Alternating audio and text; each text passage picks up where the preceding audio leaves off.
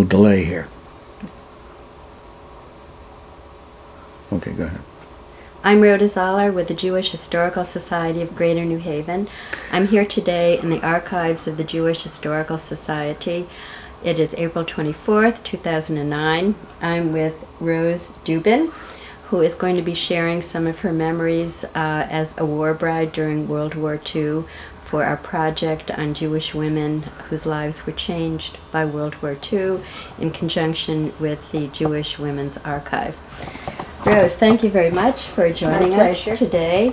And let's start out with, a little bit of your history leading up to World War II. Tell me a little bit about where you were born and your family and some of your childhood. Well, I don't remember too much, but I was born in Providence in the home that I lived in. A normal childhood, went to school. I was during the Depression, but I was too young to remember, actually. We always had food, and we lived in a two-family house, which was my father's, and my aunt and uncle and two cousins lived upstairs, and my cousin Lillian to this day will say, do you know that we were poor? And we didn't know. We just had a good time. Okay. We had food, and we shared a lot of good memories playing, and I mean the things that they don't play now, house and doll and tea, things like that. And I went to school, and in those days we didn't date young. I mean, I don't think I was 16 or something till I went out even to a party. And I met my husband when I was young. I was 18, and I was in high school when. What year did you meet? 1944, the same year I was married. Oh, how did you meet him? I went to, it was like a USO thing that I'd never been to, and it was at the Jewish Center, the Jewish Community Center in Providence, and I went there, and he was there. He was in the Navy, stationed at Quonset Point in Rhode Island. He was there with a friend, and we played ping pong, and then he asked me out on a date, because Quonset Point was like an hour from Providence, and all the sailors used to come into Providence. And from there, 7 months later... So you were 16? No, 18. You were 18. Okay. And we were married. We were going to wait until after the war, because I thought my parents would not be happy about it, but my mother adored him, and he adored my mother, and so we did get married while he was in the service. Okay. And what kind of wedding did you have? It was a wedding in the rabbi's study. A very small wedding, and now that I recall, my mother must have made all the food, because my sister-in-law and everyone, they came down from, my husband was born and raised in New Haven. Okay. And your husband's name? Herman Dubin. Okay. And he lived with his sister, his parents. His father died when he was 4 years old, and he worked very hard, and he went into the service, and when I met him, and we went.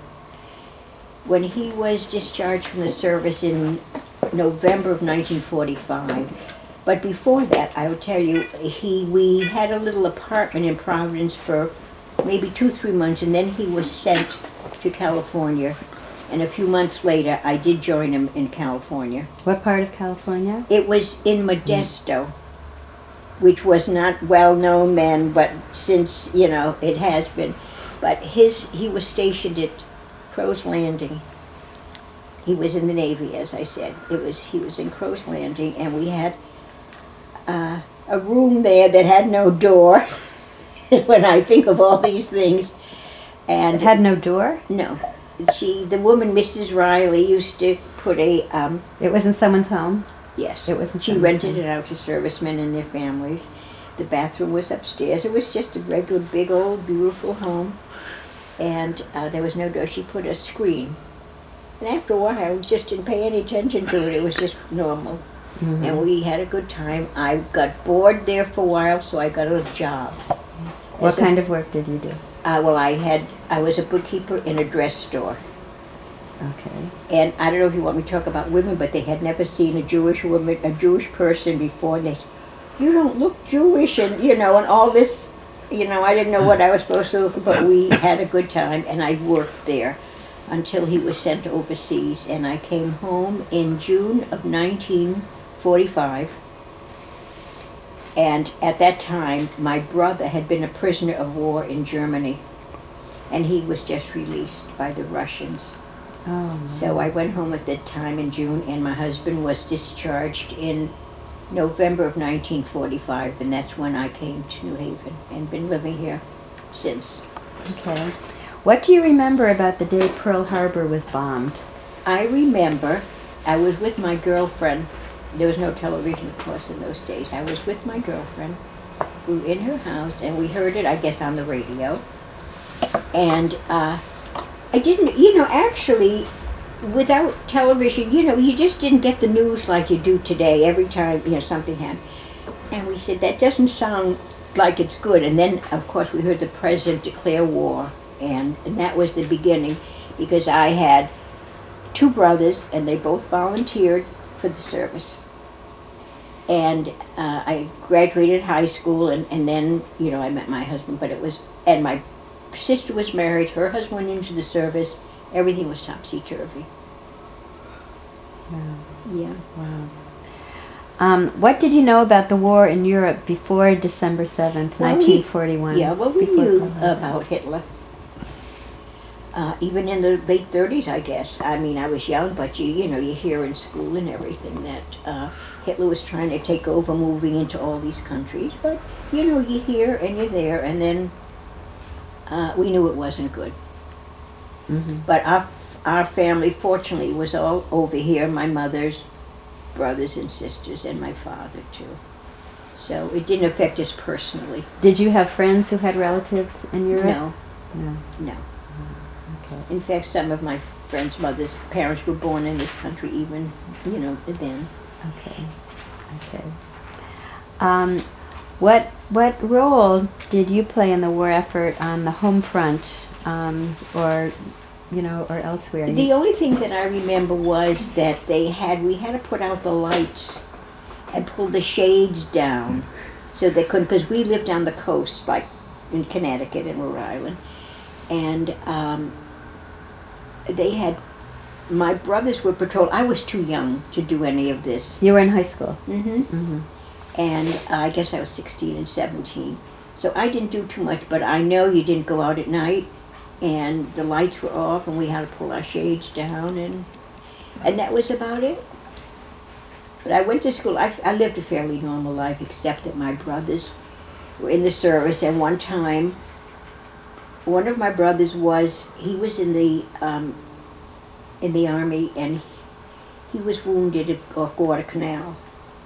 We got a telegram saying that he was wounded, and of course we didn't know how badly until after, but he was okay. What was his name? Morris. Morris. And then my brother Arthur was taken a prisoner. How did you find out about that? Through a telegram from, he was in Africa he was in the Army, in the infantry, and he was a prisoner of war. Stalag 3B. I remember we could send him packages once a month, and we did. And he told us the letters that we got were all cut out, but he did say to send cigarettes. He did not smoke, but I guess he either gave him his favors or whatever. I don't know if this should be on the tape. If you knew my brother, I don't know if you knew my brother. He died 3 years. He was the most wonderful person. He was just. And where was he held as a prisoner? In Germany. And he was released by the Russians. I think it was in May of 1945. They had him walk back foot. That's why I can't say anything too badly about the Russians, because at that time, they were our allies, of course, and they released his camp, and I'm sure other camps too, and he came home. What part of Germany was he in? I don't know. But you were able to send him? We sent him packages. We sent him like packages of cocoa, and little things in packages. That, like I said, we sent him cigarettes because he lived them out. He never smoked. And he sent you letters? Yes. What kinds of things did he tell you? No, everything was fine. That's all. That they were censored. They were censored. They were definitely censored because things were cut out. Mm-hmm.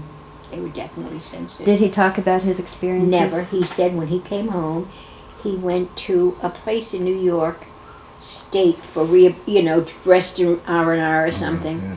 There was a resort in New York State, and he came home. He says, "Please don't ask me anything about it," and we never did. We accepted that he didn't want to talk about it, Mhm. And he never did. And we never did. Do you think it affected him? I can't tell. He was the nicest guy. I just adored him. I can't tell. He was the most kind, gentlest. I don't know, because growing up it was hard to tell the kind of a man that he, he was just so kind and good to everybody. He was just a nice person. Well, you mentioned the blackouts and not being able to go out at night. Were there other restrictions on your life? Yes. I gave Marvin the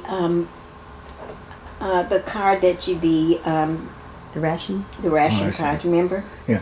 And for leather and sugar. And we didn't have a car, but they were for tires and things like that. And that's really all I remember. And for meat. Were you able to have enough to eat during that time? Oh, Was yes. it difficult? My father was in the fruit and vegetable business. Like I said, I never knew we were poor. I never knew we always had food. We had the roof over our head, and we, Okay. How did the war affect the way you thought about your future? Well, I was young, and when I came to New Haven, it was such a different experience for me. I had never been out, only on my honeymoon. I went to New York for 2 or 3 days. That's all he had. I'd never been out of Providence. Never. Maybe to Boston a time or two. But my husband said I was very naive and very shy, Marvin. You can't believe that. No, he says no.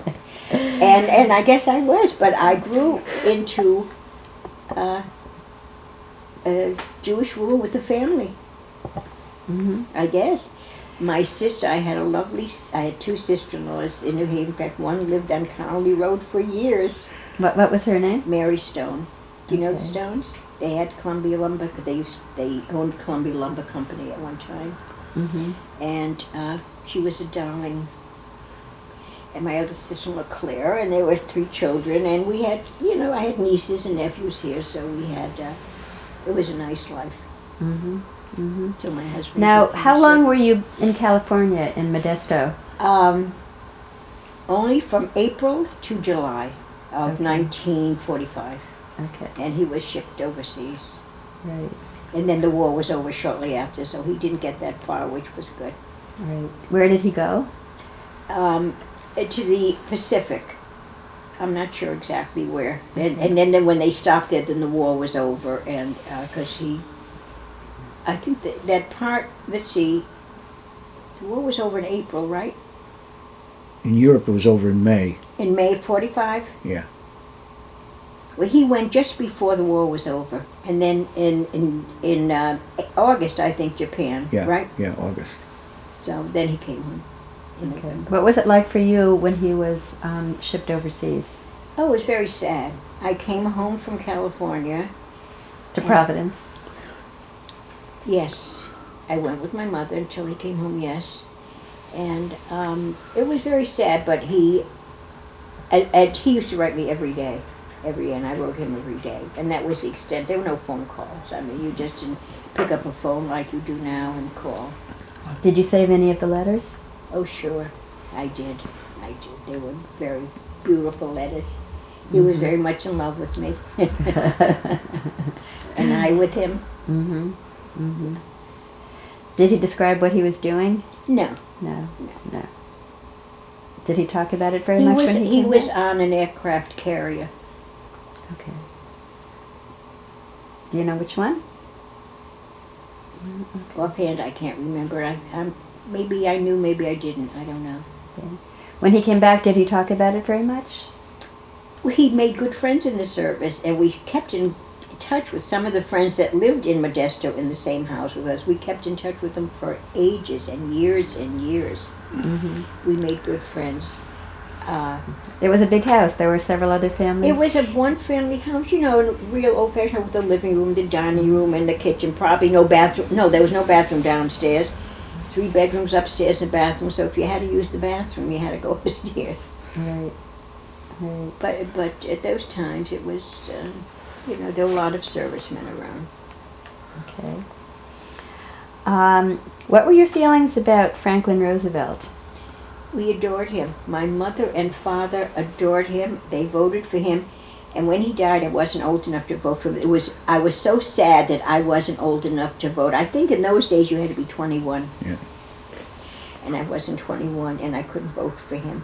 But afterwards, all these stories came out about him. But before that, my mother didn't even look at anybody else. Franklin Roosevelt was the one. And everybody I knew, all my relatives and friends, and Franklin Roosevelt. Once some of the stories came out, how did you feel? I felt betrayed. I really did, that he wouldn't let these ships in with the Jewish people. I mean, it was terrible, terrible. Because I adored him too. I mean, I just listened to my parents, and I just Democrat, you know, and I was very unhappy that I couldn't vote for him. Really. When I came home, when I came home, the day that he died, my mother was crying. I thought a relative had died before I had heard, you know, that he died. Yeah. He was like part of the family. Why do you think that was? Why did people have such strong feelings? Well, I think people trusted him. The fireside chats? I think so. I remember the Did you listen to the fireside. fireside Yes, I chats? did. I did. But people trusted him. Like that. Like I think they're trusting Obama. I think. What about Eleanor Roosevelt? What were your feelings about her? Well, she got a raw deal. I think I always liked her, but you know, he had a girlfriend, and you know, and all this stuff, but I always liked Eleanor. But at that time, my children were young, and you know, I didn't think too much about politics at that time. Okay. Did the war change your ideas about the roles of men and women at all? In what way? Well,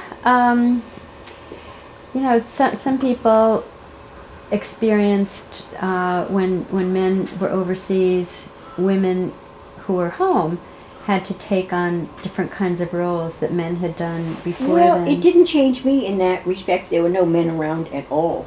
None at all. We just went about our business without the men, and I know women who had to do men's jobs. I didn't, because I was younger. I didn't have to. But I mean, even taking care of a house, and they were alone. At that time, my sister and I lived at home because both our husbands were in the service. Right. So you didn't have to take on roles, but you saw other people taking on roles? I did not personally. Did you know people who had to take on different kinds of roles? Not personally, no. Okay. What do you think when you hear World War II called the Good War?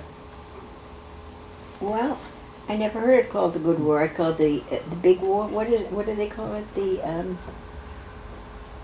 war to end all wars? Was that what it was supposed to be? It was World War I. Oh, World War I. Well, World War II was called something else, Marvin. I don't remember what it was. They talk called. about the greatest generation. Yeah, it was a good generation. Everybody volunteers. Everybody was patriotic. I remember my brothers and I were extremely close. I remember going to the recruiting office with my brother and seeing him go on the bus. And I was like 15 or 16, and the tears were coming down my eyes. And I didn't know what go to war. Nobody knew. I didn't know from what a war, you know. And I couldn't imagine my brother holding a gun. During the war, how did you get news about what was happening? The radio. The radio. And newspapers. Okay, so you listened to the radio? All the time. All the time. Right. All the time. We used to sit at the radio and listen, even to the symphony on Saturdays. We used to listen, sit at the kitchen table, listen to the radio. And that's how you got your news about what was going on. How did being Jewish affect how you felt about the war? I don't think it made any difference to me.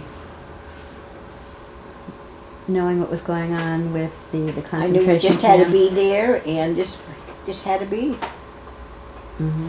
And of course, when my brother was in the concentration camp, it felt terrible. Terrible. Mm-hmm. How did you first become aware of what was happening to the Jews of Europe? Through newspapers and radio. You know, you hear of even movies. Was this before Pearl Harbor that you knew what was Yes, going on? yes. Okay. Yes. How did you feel about it?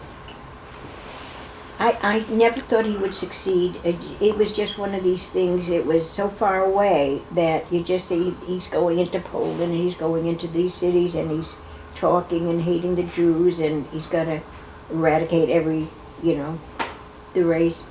But I wasn't personally affected, so I guess I didn't.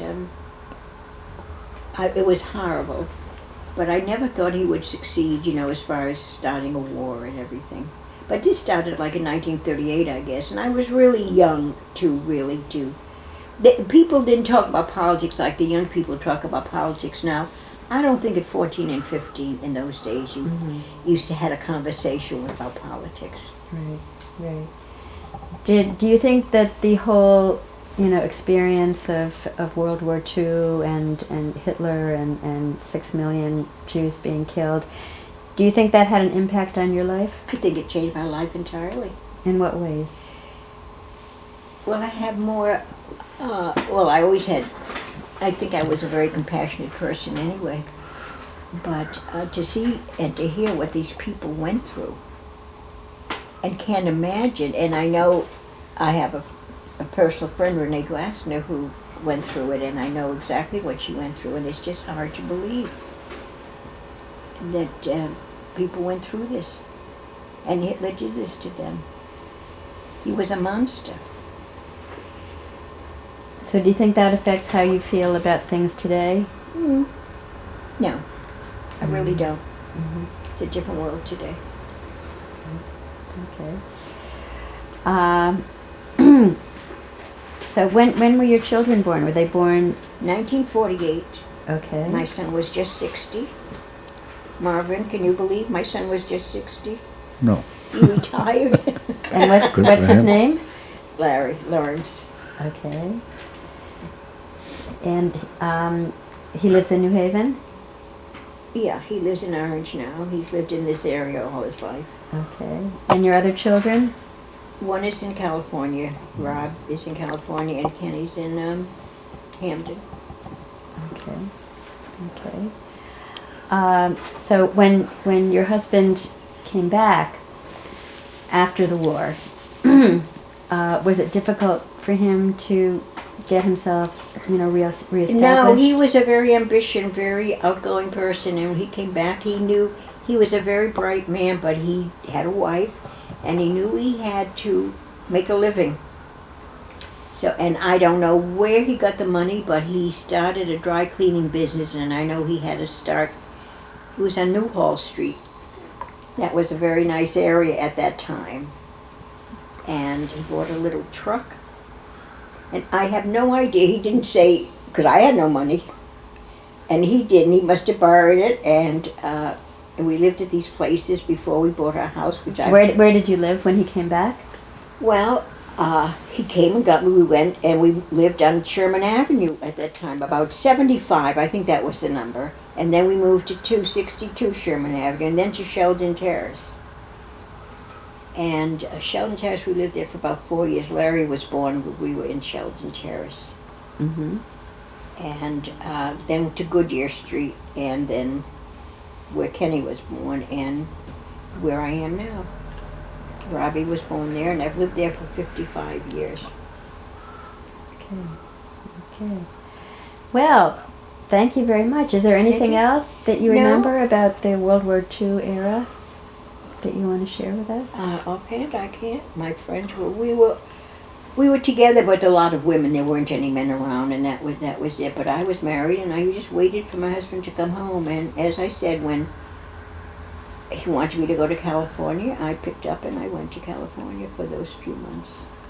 That was the first time you'd been away from home. Oh God! What was that like for you? Oh God! I went, and the train was full of servicemen, and That was a long train ride. couldn't get a berth,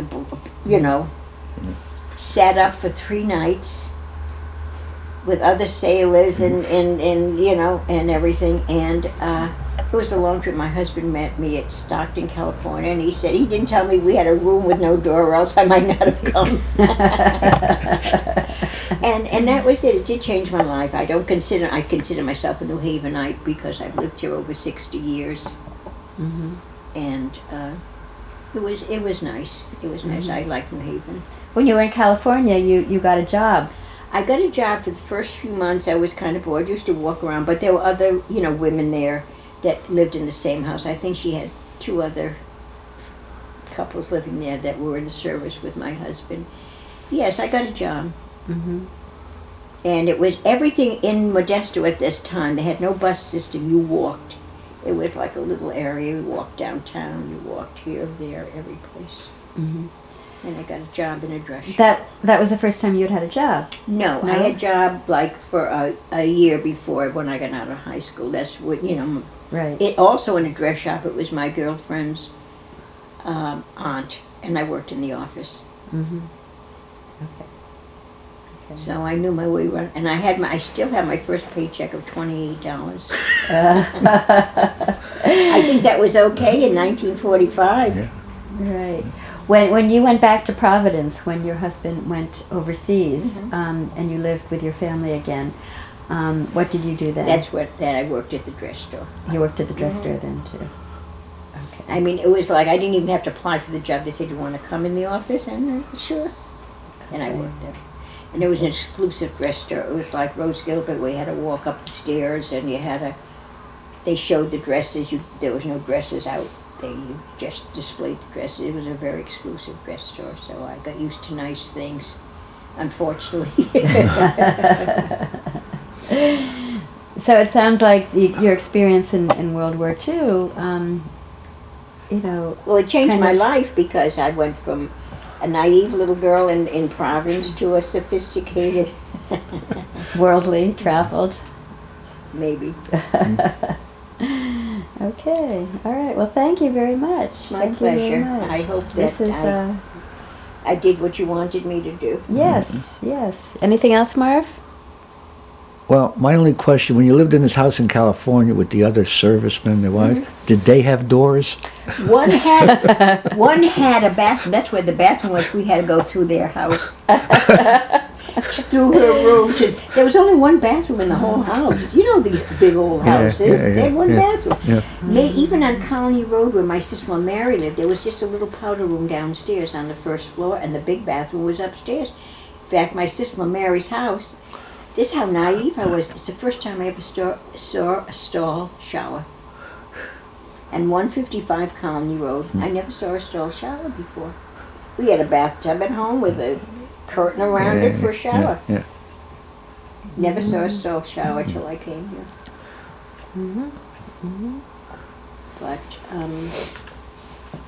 But it did change my life in saying that I moved out of Providence and my whole life is here. Okay. Now this is really, the conclusion of the part about your experience in World War II. But because this is the Jewish Historical Society of Greater New Haven, we're also interested in your life in New Haven after World War II. So if you'd like to tell us about, what it was like for you raising 3 children and being part of the Jewish community, and you were involved in some Jewish organizations. Would you like to just tell us what your life was like as a when I was a young woman not raising even children? before the children were born, my friends got me interested in the Jewish War Veterans of New Haven, the Stanley Fishman Post. And I used to go to meetings there. The meetings were always held at night for some reason. Nothing was during the daytime. I didn't work. I didn't work until my children were in maybe junior high. I went back to work. When my husband became ill, I went back to work. But for a good many years, like say 18, 20 years, I didn't work. And I was active in the, as I said, in the war veterans, and I was active in the Jewish home. Okay. What kinds of things did you do for them? Well, I was on the board of the auxiliary, just helping them raise money. Because they needed money so badly for the residents. Right. And then after that, I joined the National Council of Jewish Women, where they do a lot of good things. Right. Right. Were there specific projects that you worked on with the National Council of Jewish Well, Women that you lately remember? it's been eye screening Okay. for the preschoolers. Okay. We do that a lot. Okay. are there other things that they did in earlier years? No, I just helped them raise money with their projects for their luncheons. Just helped on the committees, just so they could raise money, because they do various things around the area, which I like, for the Ronald McDonald House and different local organizations. Mm-hmm. Mm-hmm. Good, good. Were you affiliated with any synagogues or Mission Israel for Mission years. Israel? Yeah. And your children went to religious school there? Yes, I think Kenny used to go in one door and out the other, but that's beside the point. I just found out. But they were all bar mitzvahed there from Michigan, Israel. Okay. All right. My husband was not a religious person, so we compromised and we went to. I came from a more Orthodox home, but I compromised. Mm-hmm. Now, just getting back for a minute to a comment earlier about Modesto and people never seeing a Jewish person before. What was that like for you? I just couldn't believe it. I wondered what their concept of Jewish people were. But they never said anything. The woman I worked with, and she was the boss. I guess I don't know. She owned the dresser. Her name was Amber. And in Modesto at that time, there really were not any Jewish people. My husband and I tried to get some Jewish rye bread or bologna or something. Could not. We had to get just regular rye bread, and I don't know if we got salami or whatever. We just could not find any, Jewish food. Mm-hmm. nothing. Modesto at that time was very small. And I had an experience in Modesto that was funny. Nothing to do with Jewish people, but we went to a drugstore once, and they had a fountain. There were some kids there, some young people, and they had been on a scavenger hunt. They found everything but a letter postmarked Providence, Rhode Island. And when I heard this, my ears perked up, and I said, if you want a letter, so everything was in walking distance. We walked to where we lived, and I got it for them. I thought that was really such a coincidence. Yes, yes. That's funny. That's But, funny. and there were no Jewish people there at all, nothing. And what made it famous was this with the Sandra Levy. Their family is from Oh, yeah. Modesto, and Yeah. something else happened from Modesto. But there was nothing, it was a very small town. Mm-hmm. Mm-hmm. And as I said, no bus service, nothing. You walk wherever you wanted to go. And when my husband, he was stationed at Crow's Landing, maybe 10 or 15, but he came home, it's like he went away in the morning like a job, the time I was there. So it was I like saw him every day. it was like a 9-to-5 job, Exactly. and then you'd have dinner in the house together. Well, we couldn't cook. There was no kitchen. I don't remember exactly what we did, how we ate. I guess we ate out. There were no cooking facilities at all. I really don't remember. Mm-hmm. I didn't starve, I'm sure. Yeah, my husband he liked to eat. Okay. But thinking of it, there was no food. No, Mrs. Ryan had her own, and she had notes on everything, the ironing board, everything. We used to call it Notes Ryan. What kind of notes? What did they say? Turn off the lights, the switch. The ironing board folded up, and you had to put it in a certain position. That I remember with the ironing board. And just shut the door, put the lights out, and all that kind of stuff. Mm-hmm. Mm-hmm. Okay. All right. Well, thank you very much. Well, This as I has said been again, my wonderful. pleasure if I This help. has been fine. It wonderful. brings back a lot of memories. Yes. Yeah. Thank you. Thank you. Okay. Okay. Okay.